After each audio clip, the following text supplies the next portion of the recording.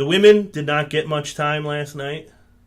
We had the vignette of the Charlotte and Ric Flair situation with everybody on the roster basically saying what a jerk Charlotte is. One, everyone quickly forgot that Ric Flair was cheating on her behalf for months and months and months. Yeah. It's not like he had betrayed her in some way. He was just as much of a heel as she was. Stephanie, in the backstage segment that was taped earlier, goes off on Charlotte. But just a week or two ago, she slapped Rick while they were in the ring. Well, during that segment, I don't know about you, but I was like, I'll be excited to see Charlotte versus Stephanie. This goes back to what our good friend Joe Lafferty called about 3 weeks ago. I would love to see that. That they're hyping a Stephanie McMahon-Charlotte showdown. I would love to see that. In lieu of Sasha Banks and Charlotte? Well, Stephanie, it's just new, something new. We've seen Sasha, and when Stephanie wrestled, we haven't seen Sasha in a while. Exactly. Well, she was there in tribute on the stage. Yeah. So we did find her this week. You're right. She was in Ring Gear, so she's probably on Superstars. Oh, you think, or do you think she may be on Main Event? No, Main Event records on SmackDown. Okay. So she might have been on. So Superstar. we don't know yet. I got you. But I like the package because people forgot who Ric Flair is, but they was basically talking about how Charlotte was always in Rick's shadow. I liked it, and I think it's important because those things always, like we talked about this, the lead up for the Hell in a Cell at WrestleMania. They did those things with the former wrestlers talking about Shane and The Undertaker. It builds the thing up so much. And I think you give that to Charlotte, it continues to build her up to something else. Yeah, they had sympathy for Rick, but they also were saying that she's trying to get out of Rick's shadow. So basically the heels understood, the baby faces didn't, typically. And I'm not the biggest Ziggler fan, but I liked what he said during it. He mentioned she had tears in her eyes, but you could tell like she meant what she was saying. Yeah. She felt it, and she's out to prove something. Yeah, and like I said last week, it was still a shoot. No matter what, no matter how you look at it, it's still a shoot because it's all the truth. Yeah. That's why I thought it was so great, because you could tell there was a lot in there that was real. That was a very Attitude Era promo. You take your real life and then you turn it up to 15. Yeah. Natty has a match with Dana Brooke. That's what you want to call it? Yeah, well, yeah.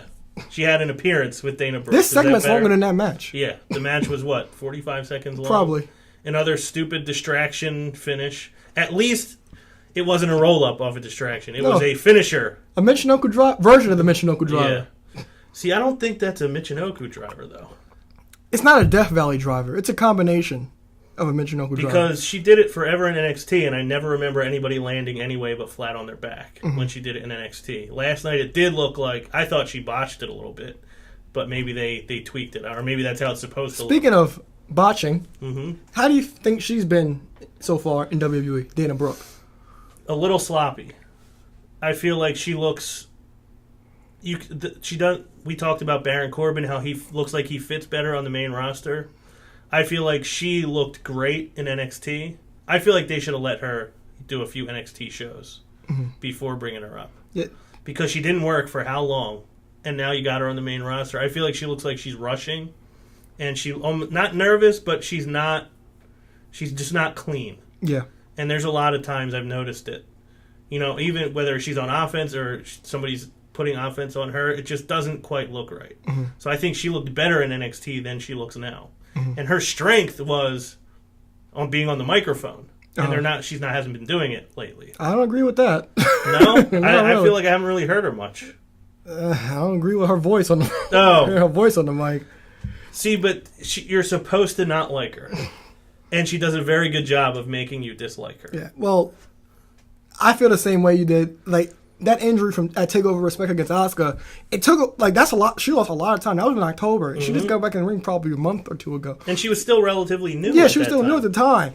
And she missed so much time in the matches. Like, even her match with Paige carried her. Her match with Becky Lynch carried her. Even the match with Natty, it was like, her work's been real sloppy, but that time in NXT, missing all that time, they really killed her. And now with Charlotte, it's just, since Emma got hurt and now she's with Charlotte, it kind of makes it seem like she's just somebody's sidekick the whole time. I don't really like that. Like, she has to be with somebody. Emma made sense because basically Dana Brooke and Emma, they were like really a team. They came together. Yeah, they were equals. It's not like she was tagging along with Emma. Yeah, but now she's just tagging along with Charlotte because she's the women's champion. Yeah, I agree with that. I think she looked a lot better in NXT than she's looked since she's gotten up Yeah. to the main roster, Yeah, which is a shame. Yeah.